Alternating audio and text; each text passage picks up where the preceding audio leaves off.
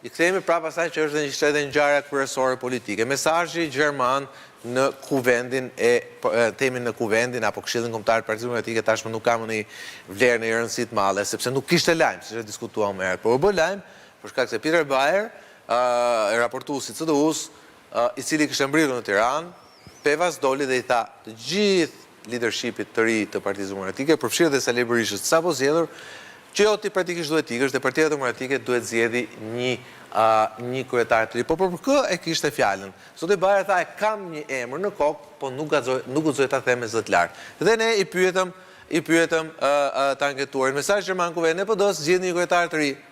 I tepruar, s'mund të ndërhyjnë te Partia Demokratike, mendojnë 18.5% të shqiptarëve. Është mesazhi i dur, Partia Demokratike duhet ta dëgjoj, pra duhet ta dëgjoj mesazhin gjerman. 53.4% mendojnë kështu. Ndërkohë 28.1% thonë Berisha ishte me gjermanët kundër integrimit, tani është radha që dëgjoj edhe për veten e tij. Pra në farë mënyrë 28.1% e të anketuarve thonë që Berisha dëgjoj karmën e tij në kuvend, pra erdhi karma përballë dhe i tha u investova te gjermanët, tani dëgjoj ata apo jo Zaloshin. Në fakt, ky opsioni i tretë kuptohet ishte është opsioni i karmës. Pikërisht. Pra investimi i madh ato që investuava ata flamujt që nxorën në flamurin gjerman, tani urdhëro të erdhi dëgjoj tani.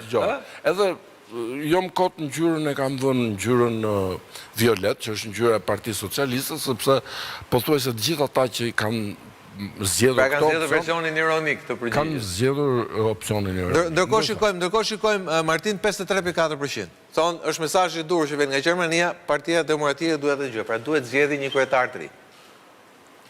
Është ajo e pritshmja, po unë çuditem për një gjë, Sokol. E kam edhe për kolegës, si ka mundësi që ai mesazh të jetë dhënë, sepse ose nuk është censuruar nga Partia Demokratike, ose ka ndodhur që do ta ketë parë ndonjë nga këto nuk censurohet dot sot. Si do ta censurohet? Po arrit e ta censurosh pastaj? Ose nuk e kanë kuptuar. Mund ta kenë përkthyer gabim se nuk ka mundësi domosdoshmë. Jo, ai nuk është atë ri i qartë, mesazhi ishte i qartë. Tani si ka shpëtu censurës, si ka shpëtu censurës, unë shoh vështirë që në një moment ku njerëzit kishin hall, do fitoj Arsenali apo Paris Saint-Germain, po informacion, Sumica dërmuese, se sa ka futur mbrojtës, pse ka lënë të jashtë. Është i dëmtuar ky.